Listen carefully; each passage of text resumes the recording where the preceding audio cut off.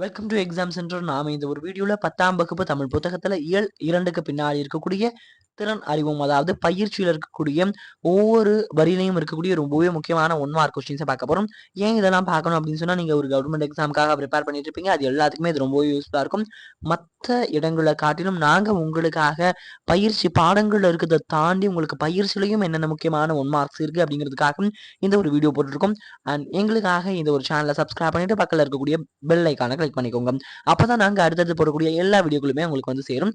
தொடர்ந்து சப்போர்ட்ஸ் கொடுங்க. நிறைய விஷயங்களுக்கு உங்களுக்காக நாங்க போட்டுட்டு இருக்கோம். உங்களுக்கு ஏதாவது ஒரு விஷயம் தேவைப்படுச்சு அப்படின்னு சொன்னா கமெண்ட்ல சொல்லுங்க. அடுத்த ஒரு வீடியோல உங்களுக்காக நான் அதை எடுத்துட்டு வந்து கொடுக்குறேன். இப்போது பார்க்கலாம். திறன் அறிவோம் அப்படின்னு சொல்லி கொடுத்துருக்காங்க. கடவுள் தெரிக அப்படிங்கறத முதல் கொடுத்துருக்காங்க. முதலில் ஒன்றும் பரிபாடல் அடியில் விசும்பில் இசையும் ஆகிய சொற்கள் குறிப்பவை எவை அப்படின்னு சொல்லிட்டு கொடுத்துருக்காங்க. இதுல வந்து என்ன கரெக்டான ஆன்சர் அப்படின்னு சொல்லிட்டு பாத்தீங்கன்னா, ஃபர்ஸ்ட் ஆப்ஷன், ஃபோர்த் ஆப்ஷன் கொடுத்துருக்காங்க. வானத்தையும் பேரொழியும், அதான் இதுக்கான சரியான விடை. இரண்டாவது, செய்தி ஒன்று, ஒவ்வொரு ஆண்டும் ஜூன் 15 உலக காற்று நாளாக கொண்டாடி வருகின்றோம் அப்படின்னு சொல்றாங்க. இது கரெக்டானது. 2வது பாருங்க, காற்றாலை மின் உற்பத்தியில் இந்தியாவில் தமிழ்நாடு 2ஆம் இடம் என்பது எனக்கு பெருமையே. இந்தியாவில் வந்து தமிழ்நாடுங்கிறது வந்து முதல் இடத்துல இருக்கு, 2வது இடம் கிடையாது அப்படிங்கிறது நம்ம தெரிஞ்சுக்கணும். இந்தியாவிற்கு தேவையான மழை அளவில் 70 விழுக்காடு மழையை தென்மேற்கு பருவக்காற்று தருகிறது. இதுவும் ரொம்பவே சரியான வருது. ஆனா இந்த 2வதுங்கிறது தப்பானது. அடுத்து பாருங்க, இதுல என்ன கேட்டிருக்காங்கன்னா, இதை வந்து நம்மள கேட்கல, இதற்கு கீழே கொடுத்துருக்காங்க பாத்தீங்கன்னா, அதான் ரொம்ப முக்கியமானது. செய்தி 1 மட்டும் சரி கொடுத்துருக்காங்க. அப்ப இது தப்பா, நம்மளுக்கு தவறானது. அடுத்து 2வது பாருங்க, செய்தி 1, 2 ஆகியன சரி. 1, 2வது தப்பு, ஆனா இங்க சரின்னு கொடுத்துருக்காங்க, அதனால இது தப்பு. 3வது செய்தி 3 மட்டும் சரின்னு கொடுத்துருக்காங்க, தப்பு. மேல 1வது ரைட். செய்தி 1 மற்றும் 3 சரி. அப்ப இதுல இருக்கக்கூடிய நமக்கு சரியான ஆன்சர் என்ன, 4th ஆப்ஷன் இருக்கக்கூடியதான் இதுக்கும் நம்மளுக்கு சரியான ஆன்சரா இருக்குங்கிறத தெரிஞ்சுக்கோங்க. அடுத்து பாருங்க, 3வது கேள்வி, பொருந்தும் விடை வரிசையை தேர்ந்தெடுக்க அப்படின்னு சொல்லி கொடுத்துருக்காங்க. கொண்டல்னா நம்மளுக்கு என்னன்னா, நம்மளுக்கு கிழக்குல இருக்கக்கூடிய கிழக்கு அப்படிங்கிறதுக்கு வந்து நம்மளுக்கு குணக்கு கொண்டல் அப்படிங்கிறது இருக்கு. அப்ப 1க்கு வந்து 3ங்கிறது தான் நம்மளுக்கு ஆப்ஷனா வரும். அப்ப 1க்கு 3 அப்படிங்கிறத பார்த்துக்கோங்க. அடுத்து 2வது பாருங்க, கோடை அப்படின்னு சொல்லிட்டு கொடுத்துருக்காங்க. கோடை அப்படின்னா எதுல வரும்னா, மேற்கு, குடக்கு, கோடை அப்படிங்கிறது 2மே வரும். அப்ப வந்து ஆவணாக்கு வந்து பாத்தீங்கன்னா 1ல இருக்கக்கூடியது வந்து அப்ப 2வது, இதுல வந்து 2வதுன்னு போட்டுக்கோங்க. அடுத்து வந்து பாருங்க, 3வது பாருங்க, வாடை அப்படின்னு கொடுத்துருக்காங்களே, வாடைனா வடக்கு அப்படிங்கிறத போட்டுருக்கணும், 3 போட்டுக்கணும். தென்றல்னா தெற்குங்கிறத நம்ம எல்லாருக்குமே தெரிஞ்சது, அப்ப நாடு. பாருங்க, அப்ப இதுக்கான சரியான விடை என்ன அப்படின்னு சொன்னா, கொண்டல்னா நம்ம எனக்கு என்ன கிழக்கு அப்படிங்கிறது கொடுத்துருக்காங்க. நம்மளுக்கு இந்த நம்பரை பார்க்க தேவையில்லை, இங்க கொடுத்துருக்காங்க ஒரு நம்பர், இந்த நம்பரை பார்த்தாலே போதும். அப்ப கொண்டல் அப்படின்னா நம்மளுக்கு கிழக்கு, அப்ப இங்க 3, அப்ப 3 கமா, கோடை அப்படின்னு சொன்னா 2வது மேற்கு, அப்ப 1. அடுத்து பாருங்க, வாடை அப்படின்னா வடக்கு, 4, 2. இதுதான் சரியான விடை அப்படிங்கிறத தெரிஞ்சுக்கோங்க. அப்ப இந்த ஆப்ஷன் எங்க இருக்கோ அதுதான் சரியான விடை அப்படிங்கிறது வரும். அப்ப 3, 1, 4, 2ங்கிறது செகண்ட் ஆப்ஷன்ல கொடுத்துருக்காங்க. அப்ப அதுதான் சரியான விடை. அடுத்து பாருங்க, மகிழுந்து வருமா என்பது என்ன தொடர்பு கேட்டிருக்காங்க. நம்மள்கிட்ட கேட்கிறாங்க ஒரு விஷயத்த, மகிழுந்து வருமா என்பது, வருமா அப்படிங்கிறது நம்மளுக்கு என்ன, பேருந்து வருமாங்கிறது வந்து நம்மளுக்கு எழுவாய் தொடர். அப்ப இந்த இடத்துல நம்மளுக்கு வந்து பாருங்க, மகிழுந்து வருமாங்கிறதும் நம்மளுக்கு எழுவாய் தொடராக தான் இருக்கும் அப்படிங்கிறத தெரிஞ்சுக்கணும்.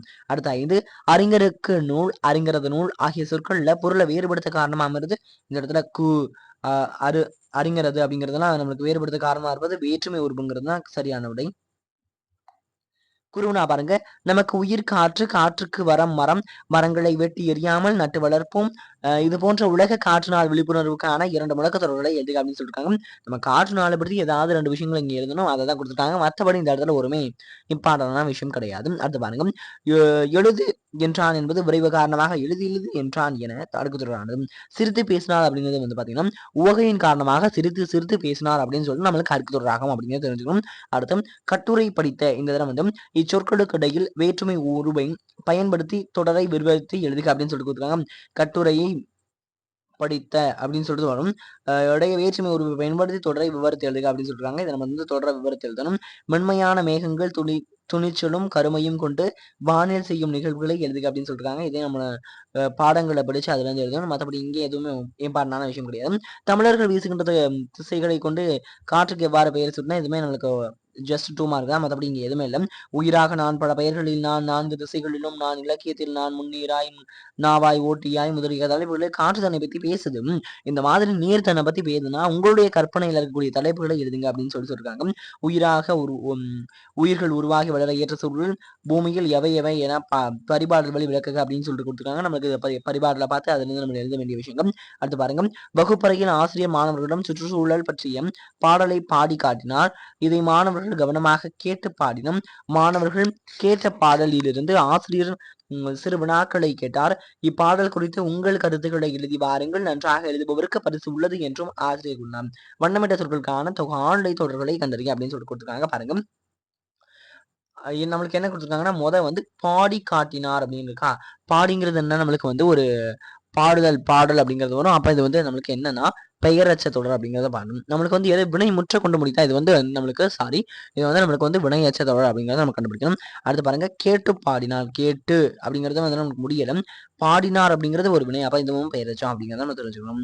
கேட்ட பாடல், கேட்டங்கிறது வந்து நமக்கு பெயரச்சம். பாடலில் அப்படிங்கிறது கேட்ட பாடலில் அப்படிங்கிறது இதுவுமே முடியல. அப்ப இந்த இடத்துல நம்மளுக்கு பெயரச்சம் அப்படின்னு.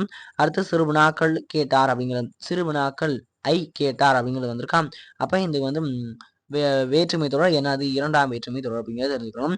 அடுத்து எழுதுபவருக்கு இதுவும் வேற்றுமை தொடர்ங்கிறத நம்ம தெரிஞ்சுக்கணும். அடுத்து நம்மளுக்கு இது எல்லாமே கொஸ்டின்ஸாக கொடுத்துருக்காங்க, இது எதுவுமே கிடையாது. அடுத்து பாருங்க, இது ரொம்ப ரொம்ப முக்கியமான ஒரு பாடல். இது வந்து நம்மளுக்கு ஏற்கனவே கொடுத்துருப்பாங்க, அதை நம்ம தெரிஞ்சுக்க வேண்டியது அவசியம். இது யார் எழுதியிருப்பாங்கிறதா இங்க ரொம்ப ரொம்ப முக்கியமான ஒரு விஷயம். யார் எழுதியிருக்காங்கிறத பாருங்க. நம்மளுக்கு கண்ணதாசன் அவர்கள் எழுதியிருக்கிறாருங்கிறது ரொம்ப ரொம்ப தெரிஞ்சுக்க வேண்டிய ஒரு விஷயம். இந்த பாடலுடைய ஆசிரியர் யார் அப்படின்னு சொல்லி நமக்கு கேட்பாங்க. அதாவது இந்த பாடல் நீங்க பாத்தீங்கன்னா உங்களுக்கு ரொம்ப யூஸ்ஃபுல்லா இருக்கும். இந்த ஒரு பாடல் அவ்வளவு அழகான ஒரு பாடல் நம்மளுக்கு வந்து திரை இசையில வந்திருக்கிறது. நீங்க யூடியூப்ல போய் பாத்தீங்கன்னா உங்களுக்கு ரொம்ப சூப்பரான ஒரு பாடலா இருக்கு. அந்த ஒரு பாடலை பாத்தீங்க அப்படின்னு சொன்னா இது வந்து உங்களுக்கு ஈஸியா இருக்கும்.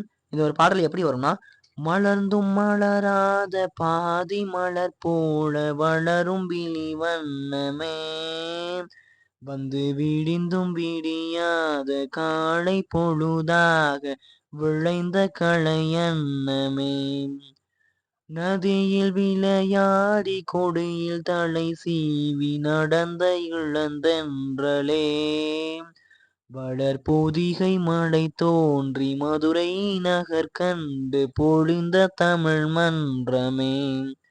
இந்த மாதிரி கவிஞர் கண்ணதாசன் அந்த ஒரு பாடலை ஏற்றிருப்பாரு. நீங்க அந்த பாடலை பாத்தீங்க அப்படின்னு சொன்னா அந்த ஒரு பாடல் ரொம்பவே அருமையான ஒரு பாடலா இருக்கும். இந்த ஒரு பாடலை உங்களுக்கு மனப்பாடம் பண்றதுக்கு ரொம்பவே ஈஸியா இருக்கும். உங்களுக்கு புரிஞ்சதா ஒரு விஷயமா இருக்கும்.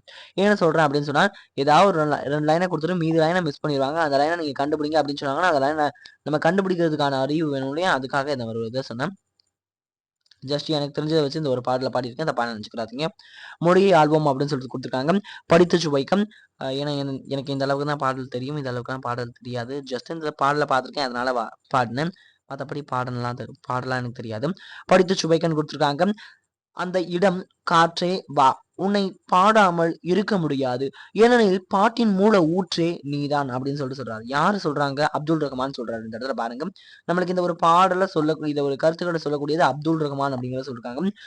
பொய்கையிடம் போனால் குளிர்ந்து போகிறாய், பூக்களை தொட்டால் நறுமணத்தோடு வருகிறாய், புல்லாங்குழலில் புகுந்தால் இசையாகி விடுகிறாய், எங்களிடம் வந்தால் மட்டுமே அழுக்காகி விடுகிறாய், மரங்களின் ஊமை நாவுகள் உன்னிடம் மட்டுமே பேசுகின்றன,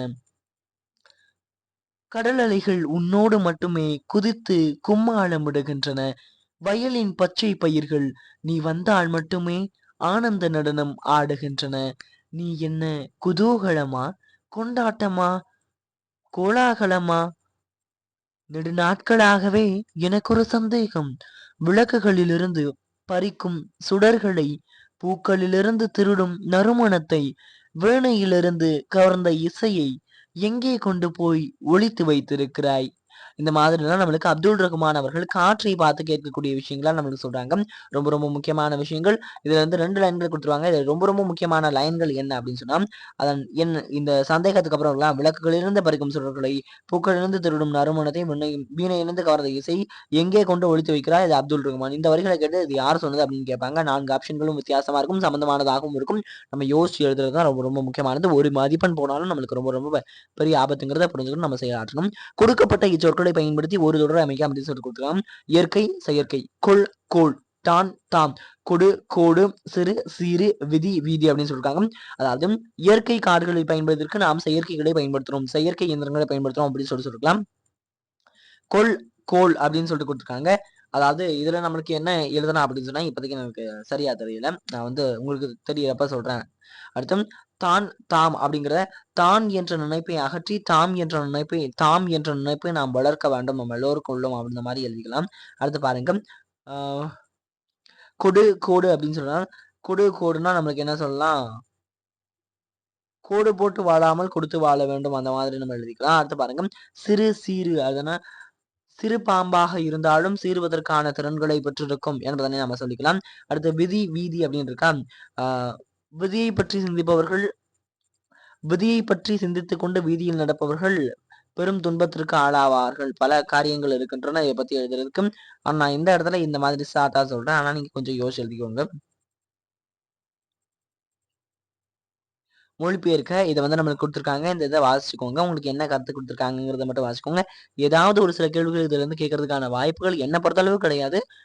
ஆனா கேட்கறதுக்கா இருந்தா அவங்க கேட்கலாம். இங்க வாய்ப்புகள் அதிகபட்சம் கிடையாது. இங்க வாய்ப்பு கிடையாது. நீங்க பார்த்து வச்சுக்கோங்க. ஜஸ்ட் ஒரு 2 தடவை இதை வாசி வச்சுக்கிட்டீங்கன்னா உங்களுக்கு யூஸ்ஃபுல்லா இருக்கும் அப்படிங்கிறத தெரிஞ்சுக்கோங்க. இதற்கான தமிழாக்கங்களையும் தெரிஞ்சு வச்சுக்கோங்க. ஏன்னா ஆசிரியர் பேர் கொடுத்திருந்தாங்கன்னா இந்த இடத்துல ரொம்ப முக்கியமான விஷயங்களா நம்ம பார்க்க வேண்டும். ஆனா இங்க எதுவுமே கிடையாது. நார்மலா நமக்கு இதை டிரான்ஸ்லேட் பண்ண தான் சொல்லிருக்காங்க. அதனால இந்த இடத்துல இம்பார்ட்டன் தான் கிடையாது. அடுத்து செய்திகளை படித்து நாட்களுக்கு விடைகிறதுக்கு இது ரொம்ப ரொம்ப முக்கியமான ஒரு பேரோ. என்ன நிறைய கேள்விகளை இந்த இடத்துல இருந்து கேட்கறாங்க. நம்மளுக்கு என்ன அப்படிங்கறத தெரிஞ்சுக்கணும். பாருங்க ஒவ்வொரு லைனுமே நான் சொல்றேன்.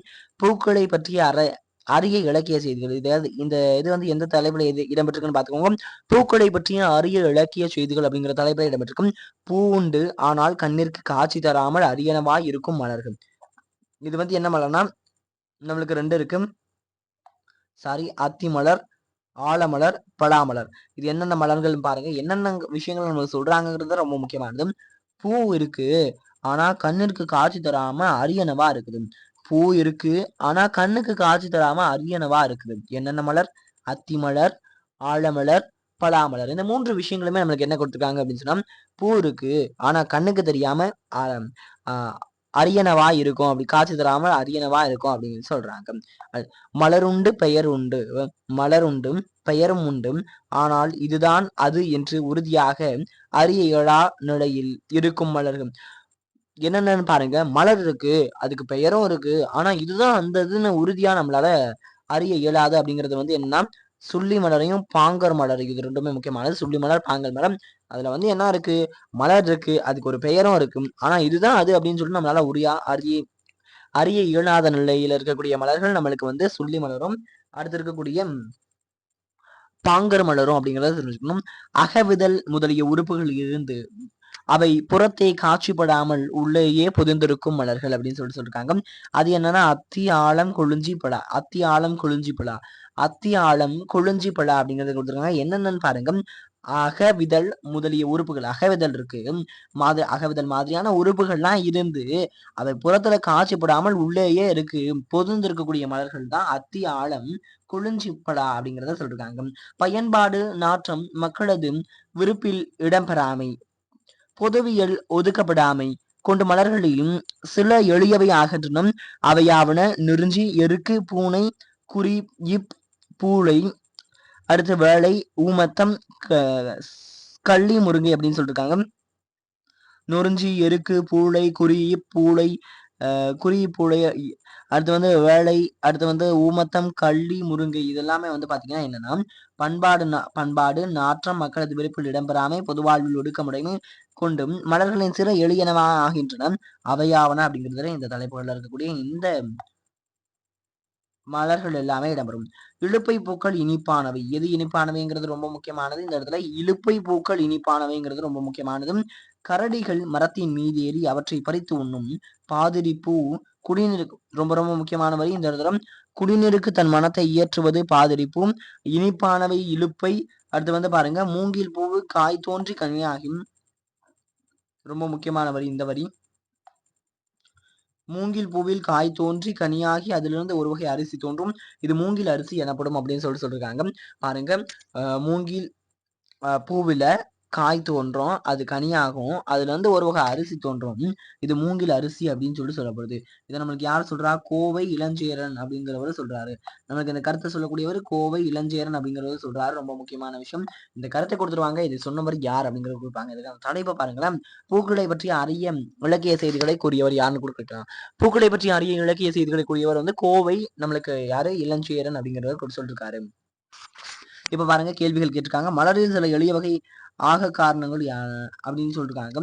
எளிய வகை ஆக காரணம் அப்படிங்கிறத நம்ம இங்க இருந்து பார்த்து எழுதணும். அடுத்து அரும்பாகி முட்டாகி பூவாகி என்பதனை ஒத்து அமைந்திருக்கக்கூடிய தொடர் கண்டிருக்கா அப்படின்னா இங்க இருக்க பாருங்க, மூங்கில் பூவில் காய் தோன்றி கனியாகி அதிலிருந்து ஒரு வகை அரிசி தோன்றும், இது மூங்கில் அரிசி எனப்படும் அப்படின்னு சொல்லிருக்காங்க. பத்தியில் இடம்பெற்றிருக்கக்கூடிய தொகைநிலை தொடர்களை 4னை எடுத்து எழுதுக அப்படின்னு சொல்லிருக்காங்க. இந்த இடத்துல வந்து நம்ம தொகைநிலை தொடர்களை 4 கண்டுபிடிச்சு அந்த 4ஐயும் இந்த இடத்துல வந்து எடுத்தும் இங்க எழுதணும் அப்படிங்கிறத தெரிஞ்சுக்கோங்க. இதெல்லாம் நமக்கு அவ்வளவா இம்பார்ட்டன்ட் கிடையாது. ஆனா இது யார் எழுதுனா, இது என்ன தலைப்பில் எழுதிருக்கு, இது என்ன கருத்து சொல்றாங்கிறது ரொம்ப முக்கியமானது. வாழ்த்து மடல் எழுதுக. மாவட்ட அளவில் நடைபெற்ற மரம் இயற்கையின் வரம் எனும் தலைப்பிலான கட்டுரை போட்டியில் வந்து வெற்றி பெற்று முதல் பரிசு பெற்ற தோழனை வாழ்த்தி மடல் எழுதுக அப்படின்னு சொல்லிட்டு இருக்காங்க. அந்த இதை பத்தி நம்ம ஜஸ்ட் ஒரு லெட்டர் எழுதுனா, தமிழ் லெட்டர் எழுதுனா, வேற ஒண்ணுமே கிடையாது. நார்மலா இதெல்லாம் பார்க்க வேண்டிய விஷயங்கள். இது ரொம்ப ரொம்ப முக்கியமான விஷயம். அடுத்தது பத்தியை தொடர்ந்து எழுது நிறைவு செய்யன்னு கொடுத்துருக்காங்க. பாரதனுடைய வசன நடை சிட்டுக்குருவி. சிட்டுக்குருவி எனும் வசன நடையினுடைய ஆசிரியர் பாரதியார் அப்படிங்கிறது கேட்பாங்க. சிட்டுக்குருவியின் வசன நடை சிட்டுக்குருவி எனும் வசனனுடைய ஆசிரியர் யாருன்னு கேட்டாங்க. டேஸ் அப்படின்னு சொல்லிட்டு ஆப்ஷன் கொடுக்குறப்ப நம்மளுக்கு பாரதியார் அப்படிங்கிறத சூஸ் பண்ண தெரியும். சிறுதானியம் போன்ற மூக்கும், சின்ன கண்கள், சின்ன தலை, வெள்ளை கழுத்து, அழகிய மங்கள் வெண்மை நிறமுடைய பட்டு போர்த்த இருந்தும் கருமையும் வெண்மையும் கலந்த சாம்பல் நிறத்தாள் ஆகிய பட்டு போர்த்த அழகும் முதுகும் சிறிய தோகை துளி துளி கால்கள் இத்தனையும் சேர்த்து ஒரு பச்சை குழந்தையின் கைப்பிடியிலே பிடித்து விடலாம். இவ்விதமான உடலை சுமந்து கொண்டு அப்படின்னு சொல்லிட்டு இங்க முடிக்கிறாரு. இதை வந்து யார் சொல்றாங்கன்னா, சிட்டுக்குருவி அப்படிங்கிற அந்த ஒரு வசனுடைய ஆசிரியர் யாருன்னா நம்ம பாரதியார் அவர்கள் தான். இது வந்து ஒரு வசனடை, அதனுடைய ஆசிரியர் நம்ம பாரதியார் அப்படிங்கிறத தெரிஞ்சுக்கணும். மொழியோடு விளையாடு அப்படிங்கிறது கொடுத்துருக்காங்க. சொல்லை கண்டுபிடித்து பொதுரை விடுவிக்க அப்படின்னு சொல்லிருக்காங்க. முதல் 2ஐ நீக்கினாலும் வாசனை தரும், நீக்காவிட்டாலும் வாசனை தரும். நறுமணம் அப்படிங்கிறத இந்த இடத்துல தெரிஞ்சுக்கோங்க. முதல்து நறுமணம். 2வது பழமைக்கு எதிரானது புதுமைக்கு புது எழுதுகோலில் பயன்படுவது வந்து பார்த்தீங்கன்னா புதுமை அப்படிங்கிறது தெரிஞ்சுக்கணும். இது 2வதுக்கான ஆன்சரும். அடுத்து 3வது பாருங்க, இருக்கும்போது ஒரு உருவமில்லை, இல்லாமல் உயிரினமில்லை, அதுக்கு வந்து காற்று அப்படிங்கிறத தெரிஞ்சுக்கோங்க. அடுத்து 4 எழுத்தில் கண் சிமிட்டும் கடை 2ல் நீந்தி செல்லும் அப்படிங்கிறது என்ன, விண்மீன் அப்படிங்கிறது தான் இதற்கான சரியான விடை. அப்போ 3க்கு விண்மீனுங்கிறத தெரிஞ்சுக்கணும். சாரி 4க்கு தான் விண்மீன் அப்படிங்கிறத தெரிஞ்சுக்கணும். ஓரெழுத்தில் சோலை 2 எழுத்தில் வனம்ங்கிறது காடு அப்படிங்கிறத தெரிஞ்சுக்கணும். பார்த்துக்கோங்க. இந்த இடத்துல 1, 2ன்னு பாருங்க. இந்த இடத்துல சொல்றேன் பாருங்க. இது 1, 2, 3, 4, 5 அந்த மாதிரி வச்சுக்கோங்க. அதை வச்சு நான் உங்களுக்கு நம்பர் போடுறேன் பார்த்துக்கோங்க. அப்போ வந்து பார்த்தீங்கன்னா முதல் இதுக்கு நம்மளுக்கு வரக்கூடியது என்னன்னா, நம்மளுக்கு நறுமணம் வரும். அதனால இந்த வந்து பார்த்தீங்கன்னா நம்மளுக்கு 5வது நம்பரை போடுறேன். அடுத்து பழமைக்கு எதிரானது எழுதுகோள் வந்து புதுமை வரும் இல்லையா? அப்போ வந்து 2 போடுறேன்.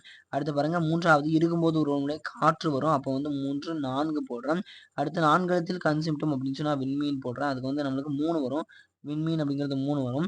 அடுத்து ஓரெழுத்து சோலை 5 காடுங்கிறது வரும். அப்ப இந்த இடத்துல வந்து 3 வரும். அப்ப 5, 2, 4, 4, 3, 1 அப்படிங்கிற இந்த ஒரு நம்பர்ல வந்து நம்மளுக்கு இதை வந்து அடுக்கியிருக்காங்க. பார்த்துக்கணும். நயமிகு தொடர்புகளை படித்து ஏற்று தொடர்புகளை எடுத்துக்கொள்க அப்படின்னு சொல்லி கொடுத்துருக்காங்க. பாருங்க, கொளுத்து வெயில் சட்டென தணிந்தது, வானம் இருண்டது, வாடை காற்று வீசியதுன்னு கொடுத்துருக்காங்க.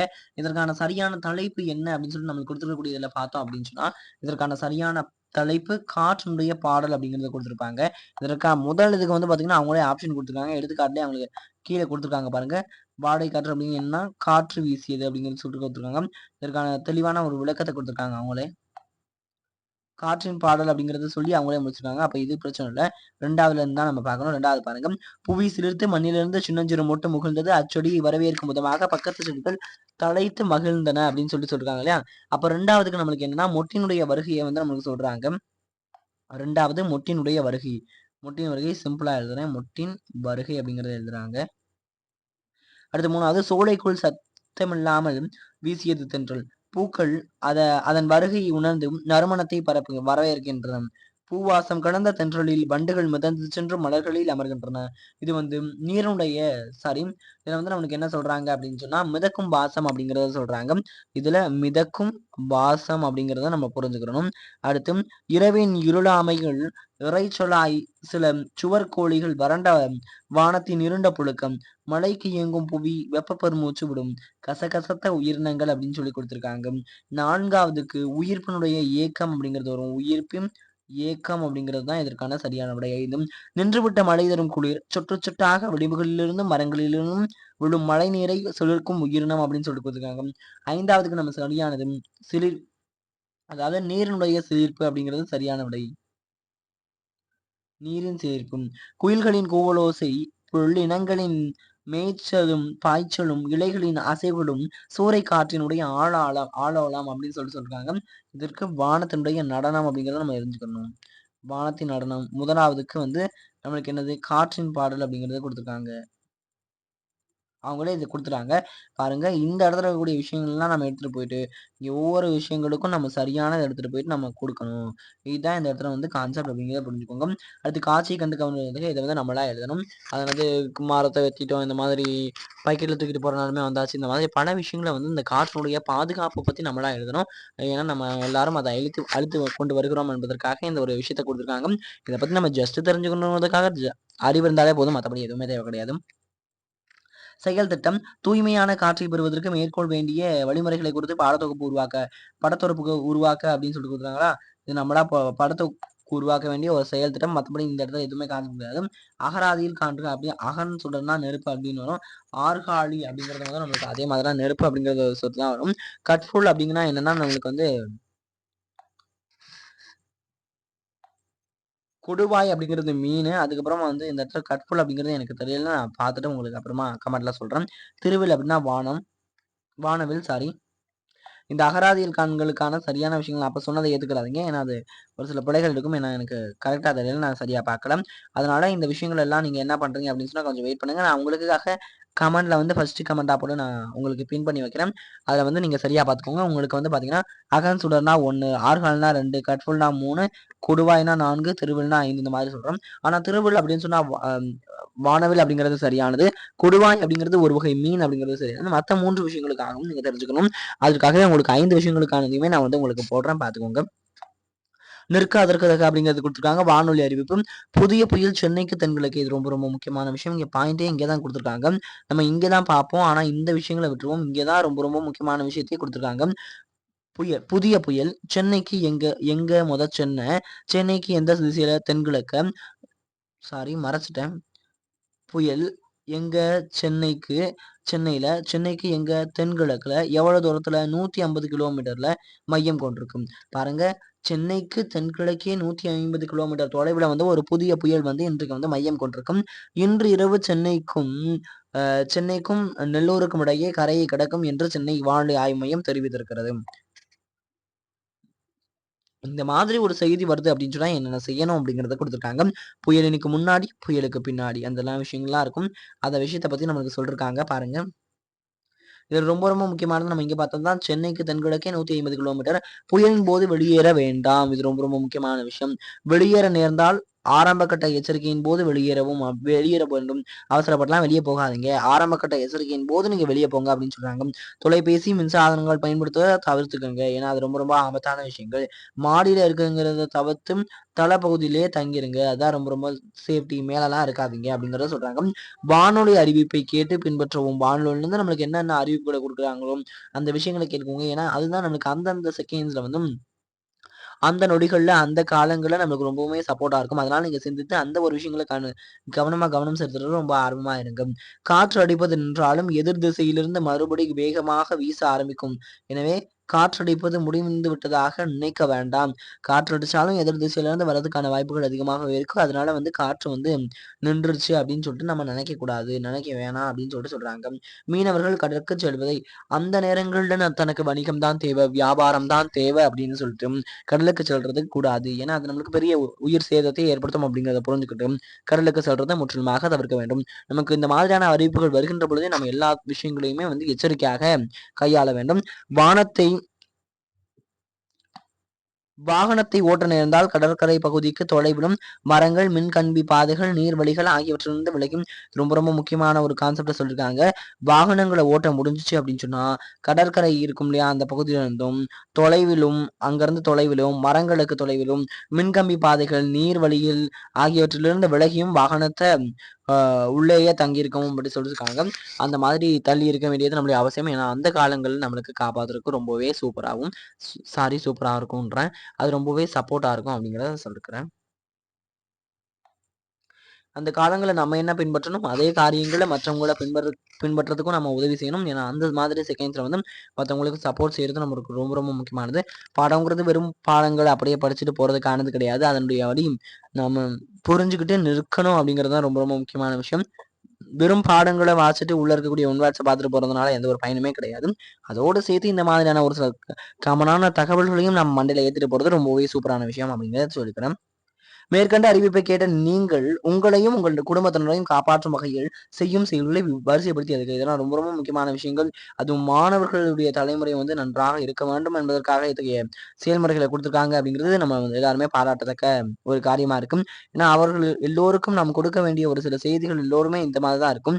ஏன்னா இன்றைய தலைமுறையுடைய பாதையானது தவறான வழியில் சென்று கொண்டிருக்கின்ற பொழுது நாம் அவர்களை ஒரு சில ஆர்வம் மிகுந்த நல்ல வழியில் கொண்டு செல்ல வேண்டும். அவர்கள் எல்லோரையும் இந்த நாட்டிற்காக போராட வைக்க வேண்டும் என்பதற்காக நம்மளுக்கு இந்த மாதிரியான விஷயங்கள் கொடுத்துருக்காங்க அப்படிங்கிறது நம்ம நினைக்கிறப்ப நம்மளுக்கு மகிழ்ச்சி நிறைந்த ஒரு விஷயமாக இருக்கிறது. எனவே அதற்கான இந்த மாதிரி நல் விஷயங்களை கொடுக்கின்ற பொழுது அதை நாம் போற்ற வேண்டும். அடுத்ததாக பாருங்க, படிப்போம் பயன்படுத்துவோம் அப்படின்னு சொல்லியிருக்காங்க. ஸ்ட்ரோம் அப்படின்னா புயல்னு கொடுத்துருக்காங்க. ஸ்ட்ரோம்னா புயல், புயல்னா ஸ்ட்ரோம்.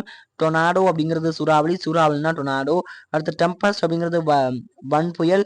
அது போன தடவை பெருங்காற்று கொடுத்துருந்தாங்க, இந்த தடவை வன் புயல் அப்படின்னு கொடுத்துருக்காங்க. அப்போ டெம்பஸ்ட்னா வன் புயல், வன் புயல்னா டெம்பஸ்ட். லேண்ட் பிரீஸ் அப்படிங்கிறது வந்து லேண்ட் பிரீஸ் அப்படிங்கிறது நிலக்காற்று, நிலக்காற்றுனா லேண்ட் பிரீஸ். சீ பிரீஸ் அப்படிங்கிறது கடற்காற்று, கடற்காற்றுனா சீ பிரீஸும். அடுத்து வந்து பாத்தீங்கன்னா வில்வெண்ட் அப்படிங்கிறது வந்து பாத்தீங்கன்னா வில்வெண்ட் அப்படிங்கிறது சுழற்காற்று, சுழற்காற்றுனா வில்வெண்ட் அப்படிங்கிறத பாத்துக்கணும். நல்லா பாத்துக்கோங்க ஒரு தடவை. ஸ்ட்ரோம்னா புயல், டொர்னாடோ அப்படிங்கிறது சூறாவளி, டெம்பஸ்ட்னா வான் புயல், லேண்ட் பிரீஸ்ங்கிறது நிலக்காற்று, சீ பிரீஸ்ங்கிறது கடல் காற்று, விண்ட் அப்படிங்கிறது சுழல் காற்று. இதை நம்மளுக்கு கொடுத்துருக்காங்க. அடுத்து ரொம்ப ரொம்ப முக்கியமான விஷயம் அறிவி விரிவுசின்னு சொல்லிட்டு கான்செப்ட் சின்னதா இருக்க மாதிரி கொடுத்துருக்காங்க. ஆனா மொத்த விஷயங்களையும் அவங்க இந்த மாதிரியான கவர்மெண்ட் எக்ஸாமுக்கான விஷயங்கள்ல இங்கதான் அவங்க எல்லாத்தையுமே நிப்பாட்டி வச்சிருக்காங்க பாருங்க. ரொம்ப ரொம்ப முக்கியமானது குயில் பாட்டு இதனுடைய ஆசிரியர் பாரதியாருங்கிறத தெரிஞ்சுக்கணும். குயில் பாட்டினுடைய ஆசிரியர் யாரு? பாரதியார் அப்படிங்கிறத தெரிஞ்சுக்கணும். அதுவும் அந்த பறவை போல ரொம்ப ரொம்ப முக்கியமான ஒரு விஷயம் முகமது அலிங்கிறவர் எழுதியிருக்காரு. உலகினுடைய மிகச்சிறிய தவளை எஸ் ராமகிருஷ்ணன். மொத்தமே இதெல்லாம் பார்த்தோம் அப்படின்னு சொன்னா ஒரு 20க்குள்ள தான் இருக்கும். நம்மளுக்கு மொத்த புத்தகத்தையும் பார்த்தோம் அப்படின்னு சொன்னா அந்த எல்லா விஷயங்களையும் தனியா எழுதி வச்சு நம்ம ஈஸியா படிச்சுக்கிறது ரொம்ப ரொம்ப முக்கியமானது. அதே மாதிரியே அந்த கடை சொற்களை நம்ம பார்த்துக்கிறது ரொம்ப ரொம்ப முக்கியமானது. எல்லா விஷயங்களும் சேர்த்து எழுதிக்கிட்டோம் அப்படின்னு சொன்னா ரொம்ப ரொம்ப ஈஸியா இருக்கும். இந்த மாதிரி விஷயங்களை விட்டுட்டோம் அப்படின்னு சொன்னா ரொம்ப ரொம்ப கஷ்டமா இருக்குங்கிறத புரிஞ்சுக்கிட்டோம். இந்த மாதிரி விஷயங்கள்ல ரொம்ப ஃபோக்கஸ் பண்ணி படிங்க. ரொம்ப நிறைய மார்க் ஸ்கோர் பண்ணலாம் அப்படிங்கிறதுல ரொம்ப கவனமா இருங்க. அப்ப பாருங்க குயில் பாட்டுங்கிறது பாரதியார், அதுவும் அந்த பறவை போலங்கிறது சா முகமது அலி, உலகத்தினுடைய மிகச்சிறிய தவறு அப்படிங்கிறது எஸ் ராமகிருஷ்ணன் அப்படிங்கிறது கொடுத்துருக்காங்க. பணி வாய்ப்பு வேண்டியதான நம்ம நிரப்ப வேண்டியதை நம்ம எல்லாத்தையுமே நிரப்ப தெரியும். உங்கள் கிராமத்திற்கு நூல வசதி இந்த மாதிரி நிறைய விஷயங்கள் கொடுத்துருக்காங்க. இந்த நூல வசதி தேவை அப்படின்னு சொன்னா இந்த மாதிரியான விஷயங்களை எப்படி நிரப்பணும் அப்படின்னு கொடுத்துருக்காங்க. இதை ஒரு 2 தடவை இதெல்லாம் வாசிச்சு வச்சுக்கோங்க. என்னதான் சும்மா வெறும் பேப்பர் மாதிரி கொடுத்துருந்தாங்க அப்படின்னு சொன்னாலும் அங்க வாசிக்கிறப்ப ஏதாவது ஒரு கான்செப்ட் நமக்கு இருந்துச்சு அப்படின்னு சொன்னா அந்த கான்செப்ட் நம்ம புரிஞ்சுக்கிற முடியும் அப்படின்னு தெரிஞ்சுக்கோம். என்ன பொறுத்த அளவுக்கு இந்த இடத்துல கான்செப்ட் கிடையாது. உங்களுக்கு முடிஞ்சு அப்படின்னு சொன்னா கண்டிப்பா இந்த இடத்துல ஒரு 2 தடவை வாசிச்சு வச்சுக்கோங்க. ஃபுல்லா பேஜ் டு பேஜ் எல்லாத்தையுமே. அப்பதான் ரொம்ப யூஸ்ஃபுல்லா இருக்கும் அப்படிங்கிறத தெரிஞ்சுக்கோங்க. இப்போ வந்து பாத்தீங்கன்னா இந்த ஒரு இயல்ல நம்ம கடைசியா இருக்கக்கூடிய இந்த கடவுள் தெரியும் அப்படிங்கிற இந்த ஒரு இடத்துல இருக்கக்கூடிய எல்லா 1 மார்க் கொஸ்டின்ஸையுமே நான் உங்களுக்கு என்னால முடிஞ்ச அளவுக்கு விரிச்சேன். இது உங்களுக்கு எவ்வளவு யூஸ்ஃபுல்லா இருந்துச்சு அப்படிங்கிறத மறக்காம கமெண்ட் சொல்லுங்க. அடுத்த ஒரு வீடியோல அடுத்த பாடத்திற்கான இந்த மாதிரியான 1 மார்க் கொஸ்டின்ஸோட உங்களை வந்து பார்க்குறேன். அது வரைக்கும் உங்களிடம் வந்து விடைபெறுவது தி exam centre for all government exam preparation. And உங்களுக்கு ஏதாவது தேவைகள் இருந்தாலும் உங்களுக்கான தேவைகள் இருந்தாலும் மறக்காம கமெண்ட் பண்ணிட்டு அதோட சேர்த்து நம்மளுடைய சேனலை சப்ஸ்கிரைப் பண்ணிக்கோங்க. பக்கத்துல இருக்கக்கூடிய பெல் ஐக்கானை கிளிக் பண்ணிக்கோங்க. அப்பதான் நம்ம போடக்கூடிய அடுத்தடுத்த வீடியோக்கள் உங்களுக்கு வருங்கிறத தெரிஞ்சுக்கோங்க. இது உங்களுக்கு பயனுள்ளதா இருந்துச்சு அப்படின்னு சொன்னா வீடியோ கிளிக் பண்ணிட்டு கமெண்ட் பண்ணுங்க. அடுத்தது உங்களுக்கு தெரிஞ்ச ஃப்ரெண்ட்ஸ் யாராவது இருந்தாங்கன்னா அவங்களுக்கும் ஷேர் பண்ணுங்க. தேங்க்யூ.